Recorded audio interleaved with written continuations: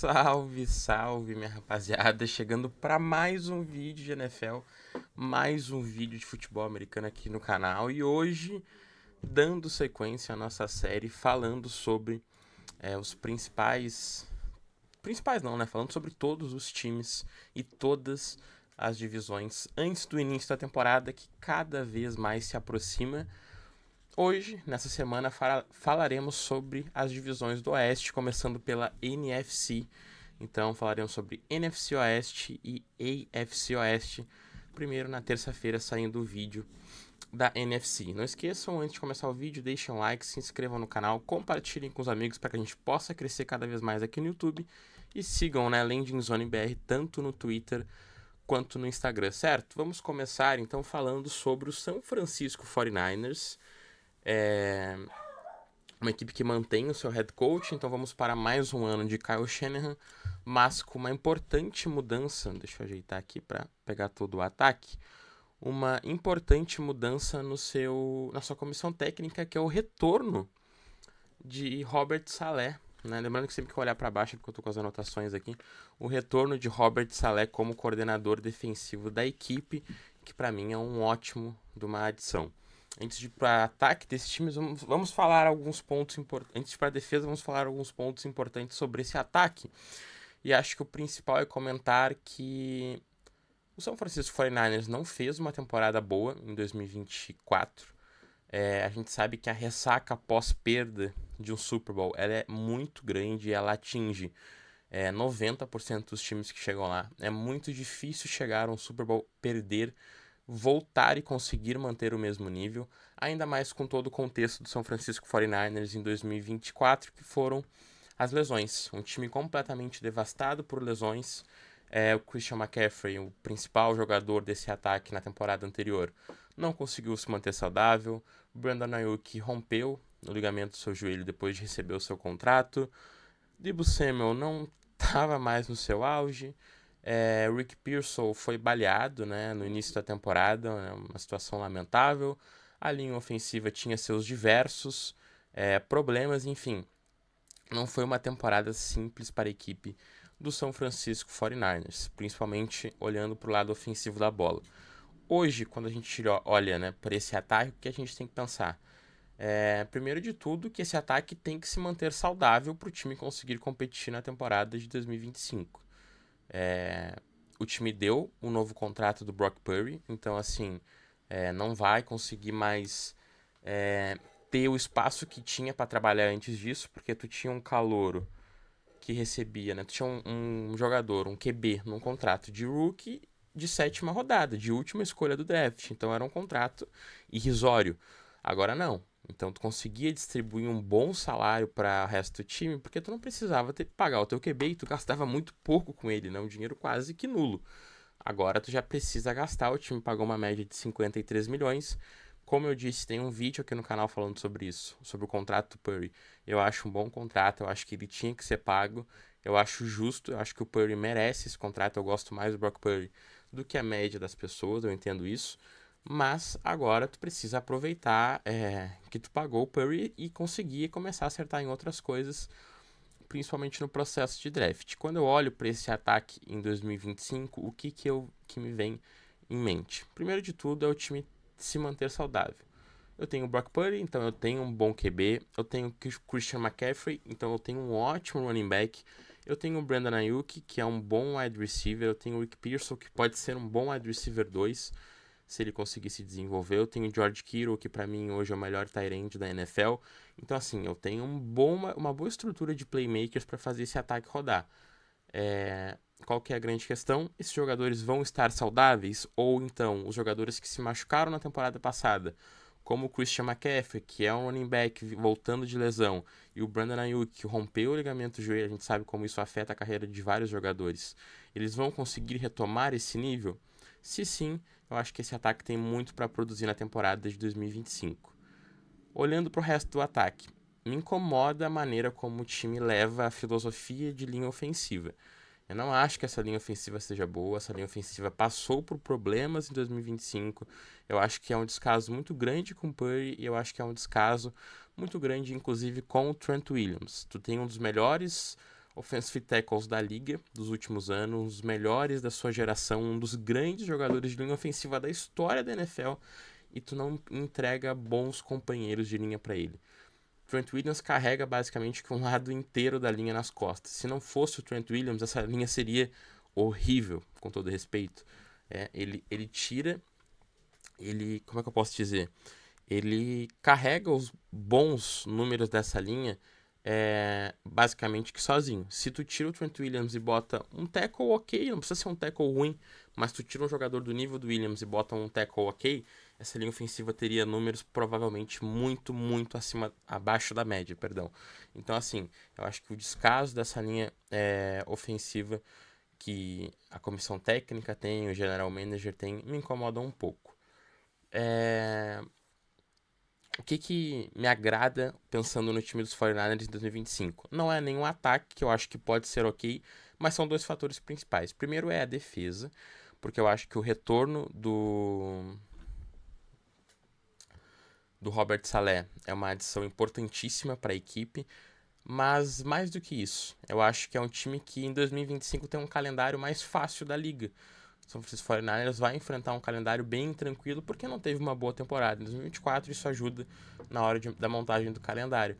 Então, assim, eu acho que pro elenco que o São Francisco 49ers tem, apesar das perdas, e aqui é importante ressaltar que o time basicamente passa por uma reformulação de elenco, porque além de ter pago o contrato do Brock Purdy, o time perdeu Deebo Samuel, perdeu Aaron Banks na sua linha ofensiva, perdeu Javon Hargrave, perdeu Dre Greenlaw, perdeu Hufanga, perdeu Charvarius Ward. Então, assim, foram várias perdas nessa defesa, principalmente no ataque. Perdeu Aaron Banks e Deebo Samuel, mas não são perdas tão grandes, claro.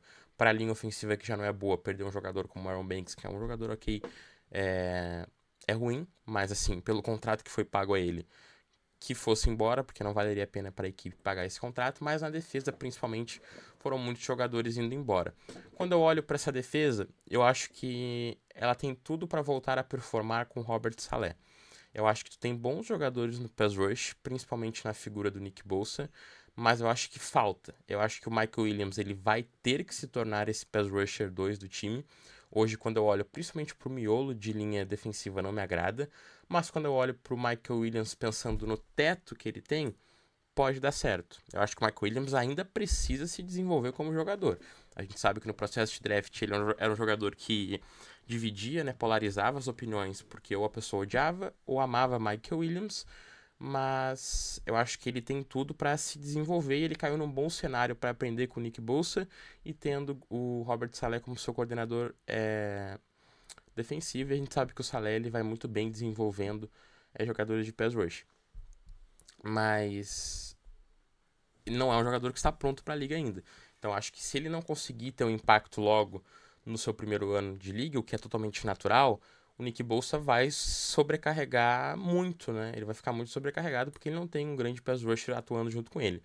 De resto, eu acho que a equipe tem boas peças para esse encaixe com o Robert Saleh, principalmente o Fred Warner, voltando, né, numa defesa muito mais de zona, uma coisa que ele faz muito bem. Tu ainda tem o Mustafa, tu ainda tem o Lenore, tu ainda tem o Renardo Green. Então, assim, tu tem boas peças. A equipe gastou uma escolha de terceira rodada no Upton Stout. Não é uma super escolha, uma escolha que me agrade tanto, mas provavelmente foi uma indicação em alguém que o Robert Saleh gostava no draft. De maneira geral, o San Francisco 49ers hoje passa por um momento de reformulação, mas acho que a equipe pode ir muito bem na temporada, porque tem boas peças ainda no seu ataque, tem boas peças na sua defesa. Claro, a gente, né, vocês viram, eu trouxe vários asteriscos, tanto do lado ofensivo da bola quanto do lado defensivo.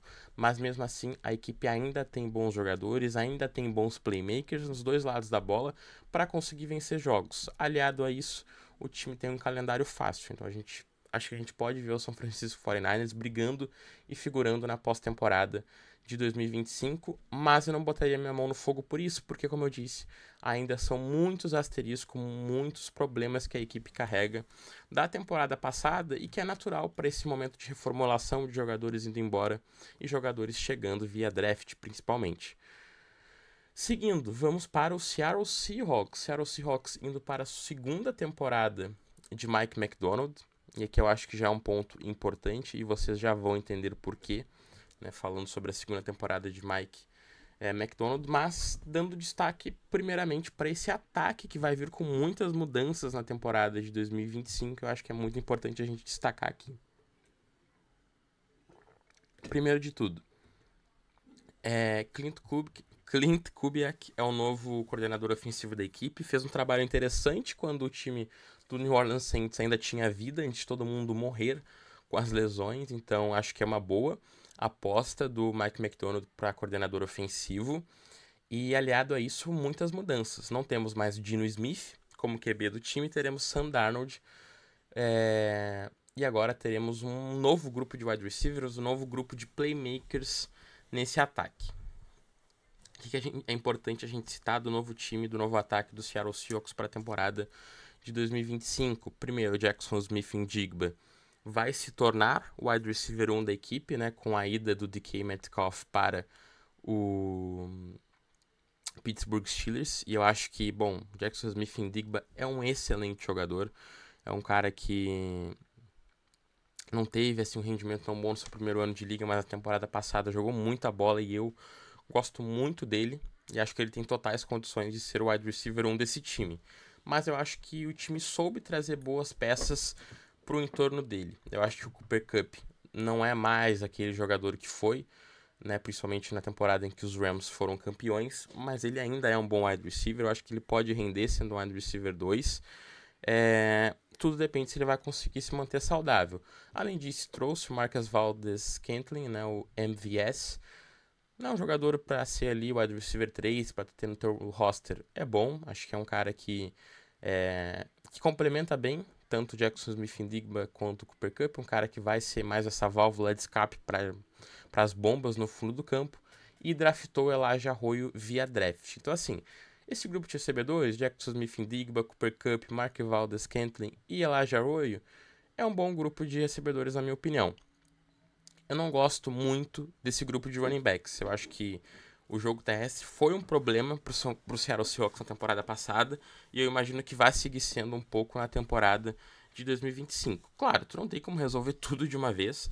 Como eu disse, a equipe passa por uma reformulação, principalmente no lado ofensivo da bola. Acho que ano passado a gente viu a defesa passando por mudanças maiores por conta da chegada do Mike Macdonald. Esse ano o time focou em dar um ar novo para esse ataque, e aí agora, dependendo do que acontecer, principalmente dependendo de como o Sam Darnold vai responder, a equipe vai moldando o seu time para a temporada de 2026. É natural, porque é um processo, né, de tu sair de muitos anos com o mesmo treinador, como era com o Pete Carroll, para vir para um novo treinador, um treinador mais jovem. Ele precisa passar por esse processo, não ia ser num instalar de dedos que tu ia tirar tudo que a franquia tinha do Pete Carroll, que foram muitos anos. Ainda tinha, por exemplo, o QB dele lá, que era o Geno Smith. Então é um processo natural que o time do Seattle Seahawks tá passando, e eu diria que está sabendo conduzir muito bem. Eu gosto da escolha do Sam Darnold como aposta para quarterback.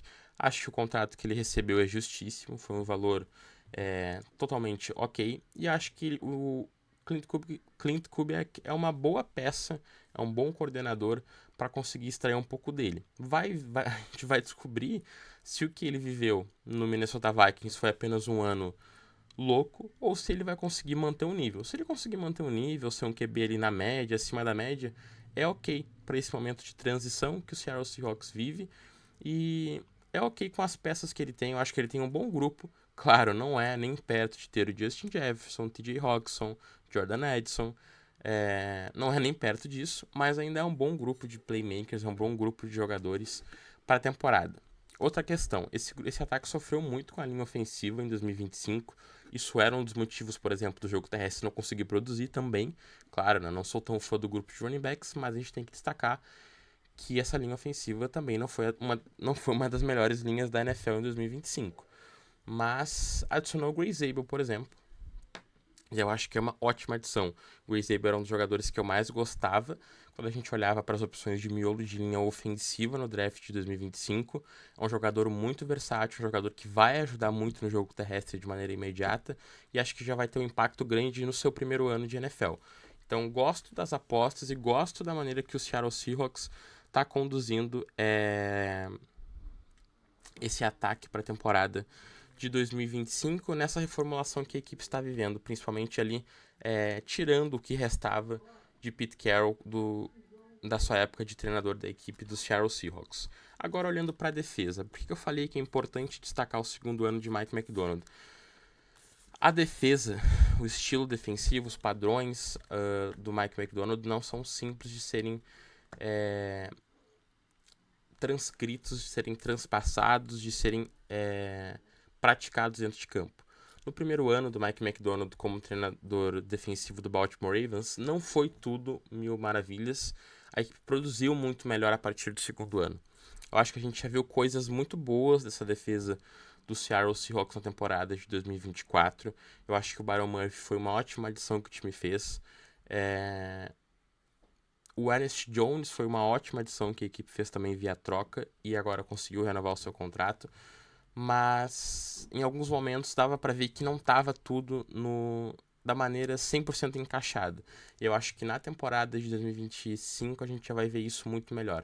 Eu acho que essa secundária vai melhorar bastante. O Witherspoon é um ótimo wide receiver, mas agora a gente tem a adição do Nick Emanuori, que era um dos meus jogadores prediletos desse draft. Era um cara muito legal de assistir o tape, um atleta do mais alto nível, e ele encaixa muito bem nesse estilo defensivo que o Mike Macdonald gosta de levar.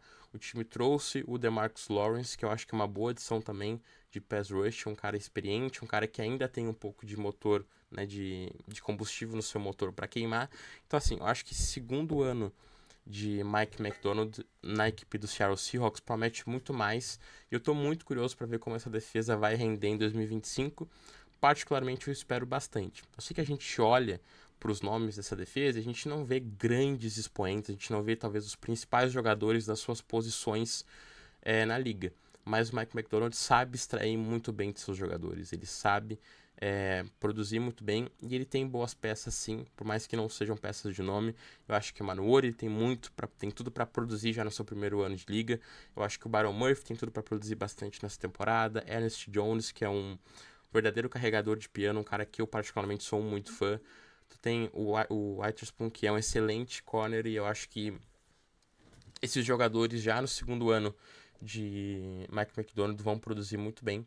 Claro, como eu falei, tudo isso aliado nessa reformulação que a equipe vive.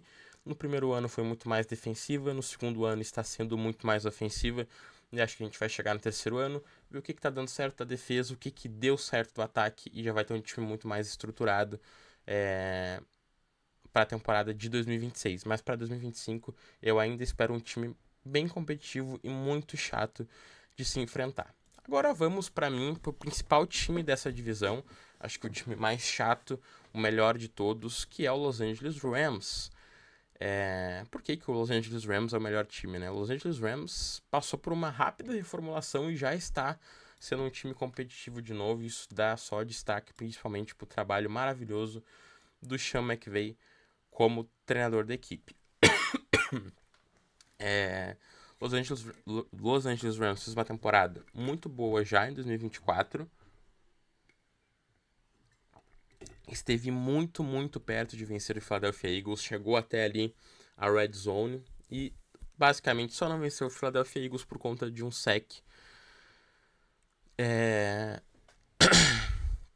Ali no final do jogo, acho que faltando 40 segundos, 30 e poucos segundos, depois de uma recepção absurda do Puka Nacua na sideline ali, basicamente, pega uma bola, consegue fazer recepção com os dois pés dentro de campo, e aí faltando 40 e poucos segundos, o Matthew Stafford sofre o sack e a equipe não consegue vencer o Philadelphia Eagles, mas teve isso aqui de participar de uma final de conferência, e acho particularmente se a equipe tivesse chegado na final de conferência, teria ido ao Super Bowl, mas não foi, perdeu para o Philadelphia Eagles e volta para essa temporada com a mesma comissão técnica.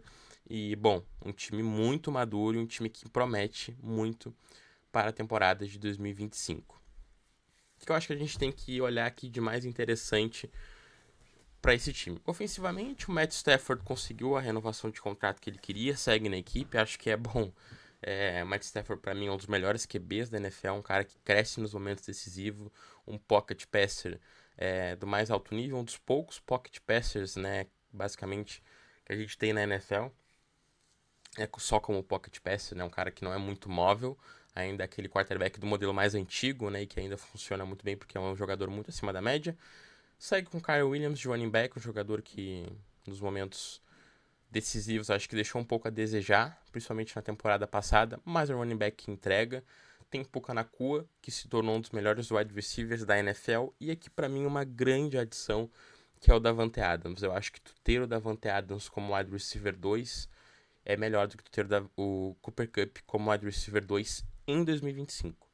O Davante Adams, ele pode não ser mais aquele jogador que ele foi também, mas com o Sean McVay e Matthew Stafford sendo wide receiver 2, tendo Puka Nacua no time, o Davante Adams tem tudo para destruir na temporada.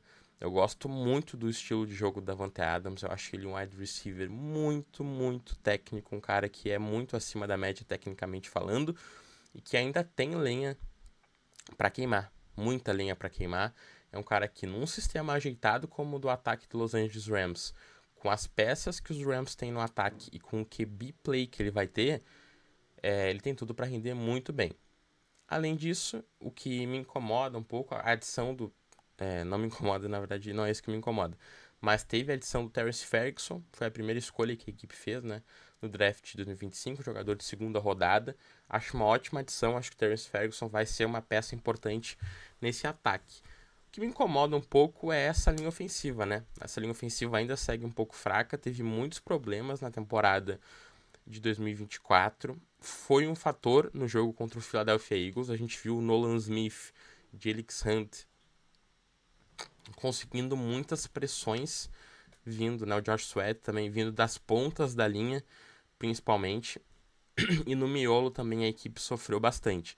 Foram acho que 2 fumbles forçados, foram uns 6, 7 sacks cedidos. Então, assim, é uma linha que nos momentos decisivos contra boas linhas defensivas vai sofrer, como sofreu na temporada passada. Os 2 jogos do Philadelphia Eagles contra essa linha ofensiva foram preocupantes e eu acho que segue sendo um problema para a temporada de 2025. Olhando para a defesa, eu gosto muito do trabalho de reformulação que a equipe fez. Eu acho que, principalmente esse pass rush, né? A gente, quando perdeu o Aaron Donald, a gente ficou bastante preocupado do que seria esse pass rush. Mais as adições de Byron Young, de Jared Verse, de Braden Fisk, jogadores que estão jogando muito bem, principalmente o Jared Verse. Jared Verse jogou muita bola na temporada passada e o núcleo defensivo que esse time montou com os jogadores jovens que tem é bem interessante. Eu acho que essa secundária, ela tem potencial, mas ainda segue sendo um dos problemas, eu acho, da equipe para a temporada. Mas de resto, a defesa ela me agrada bastante, eu acho que tem muito potencial aqui.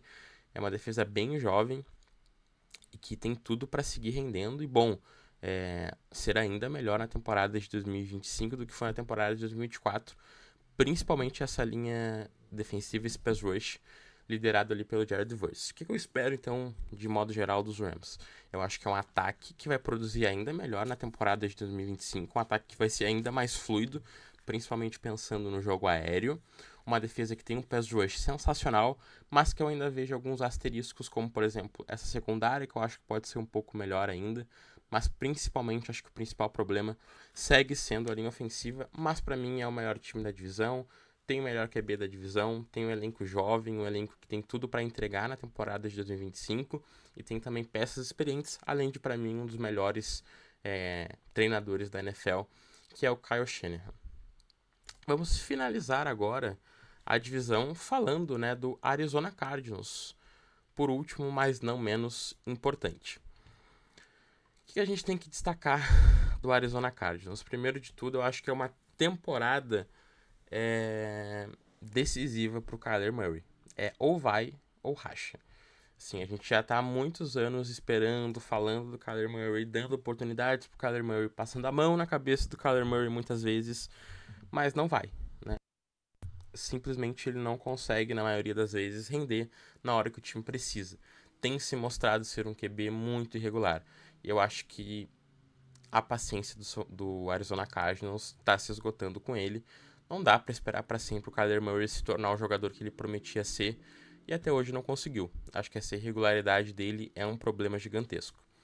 Quando eu olho para esse ataque, eu tenho boas peças, gente. Não é como se o ataque fosse um ataque ruim, né? Eu tenho o Marvin Harrison Jr., que é um ótimo de um QB. Eu tenho um bom comitê de running backs com James Conner e Trey Benson. Eu, beleza, preciso talvez de um grupo de wide receivers melhores, é verdade, mas eu tenho o Trey McBride, que é um dos melhores tight ends recebendo passes na liga. Eu tenho uma linha ofensiva que foi sólida na temporada passada, teve seus problemas em alguns momentos, é verdade, mas entregou. Então, assim, não é como se ele não tivesse boas peças. Ele tem boas peças para entregar e ele deveria entregar melhor. Eu acho que a tônica do Kyler Murray é a tônica desse time do Arizona Cardinals. É um time irregular e é um QB irregular. Então o Kyler Murray precisa mostrar mais em 2025. Acho que o Marvin Harrison Jr. vem para uma temporada muito boa. Ele foi, eu acho que muitas vezes... Acho que o pessoal pegou muito no pé dele na temporada de 2024, particularmente. Mas acho que ele vem para deslanchar em 2025. É natural que o wide receiver sofra um pouco no seu primeiro ano de liga. Mas eu acho que o Kyler Murray precisa entregar mais com as peças que ele tem. Porque acho que isso reflete muito o que foi o Arizona Cardinals nos últimos anos, né? Principalmente na temporada passada. Era um time muito regular. Tinha jogos que o ataque ia muito bem e a defesa ia muito mal. Aí tinha jogos em que a defesa ia muito bem e o ataque ia muito mal. Aí numa semana o ataque ia muito bem e na semana seguinte o ataque ia muito mal. E a defesa numa semana ia muito bem e na outra ia muito mal. Então é um time que foi muito regular em 2024 e eu acho que precisa corrigir isso em 2025 e passa principalmente pela figura do Kyler Murray, que é talvez o ponto principal dessa irregularidade. Agora, olhando para a defesa, eu já tenho um time bem mais interessante do que eu tinha em 2020, em 2024, e isso passa muito pelo draft defensivo que a equipe fez, dando destaque, claro, primeiro, antes de falar do draft, para a adição do Josh Sweat, que, bom, era uma figura conhecida do Gannon no Philadelphia Eagles, foi treinador do Josh Sweat. Josh Sweat acho que teve a melhor temporada da carreira dele com o Jonathan Gannon. Chega para a equipe, é uma ótima adição para ser o edge desse time. Além dele, a adição do Walter Nolan para o miolo dessa linha defensiva, um cara que eu gostava muito também nesse processo de draft. Teve a adição do Will Johnson na segunda rodada, um dos melhores para mim era o corner 2 do draft, tinha um problema de lesão, o que fez com que ele caísse muito, mas conseguindo resolver isso ou se mantendo saudável, é uma adição gigantesca para essa secundária. Além disso, teve também a adição do Jordan Burch para essa defesa também, via draft para o pass rush. Teve a adição do Cold Simon para ser linebacker desse time. E também teve a adição do Denzel Burke para cornerback. Então, assim, foram várias adições. Foi um draft basicamente todo que focado na defesa e com escolhas muito boas, né? Já tem o Buda Baker, agora tu traz o Josh Sweat, então tu tem bons jogadores experientes e além disso tu traz boas peças jovens vindo via draft. Acho que é um trabalho bem interessante que a equipe fez para a defesa, que como eu disse na temporada passada foi regular em muitos momentos, sofreu muito contra o jogo terrestre em muitas partidas. O pass rush tinha dificuldades de entregar e agora eu acho que tem tudo para melhorar e ter um bom desempenho com o Jonathan Gannon, que bom, é um treinador da equipe, é uma cabeça defensiva e que agora, talvez pela primeira vez, vai ter os melhores nomes, as melhores peças, o melhor elenco defensivo desde que ele chegou na equipe. Reformulando, então, retomando, falando de modo geral sobre toda essa divisão. O que eu espero? Já vou dar aqui a minha ordem de times. Acho que o Los Angeles Rams vem como favorito para vencer a divisão. Como eu disse, coloco o Los Angeles Rams como favorito. É o time, para mim, com um elenco com mais potencial, com melhores peças no melhor momento. Tem seus asteriscos, como eu disse, principalmente na linha ofensiva e na secundária. Mas tem melhor QB, tem ótimas peças no ataque, tem ótimas peças na defesa, principalmente no pass rush. E acho que vem como favorito para vencer essa divisão.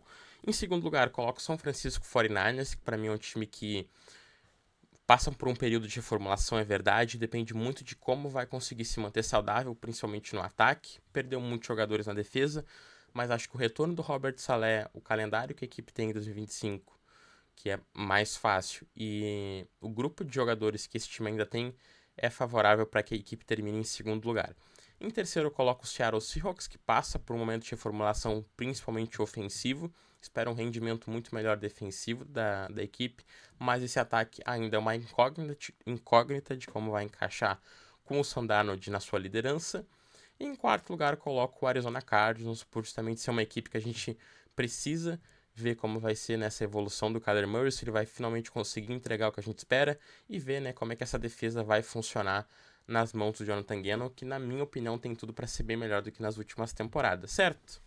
Espero que vocês tenham gostado do vídeo, não esqueçam, deixem um like, se inscrevam no canal, sigam a página tanto no Twitter quanto no Instagram, todos os links na descrição do vídeo. Um abraço, valeu e tchau!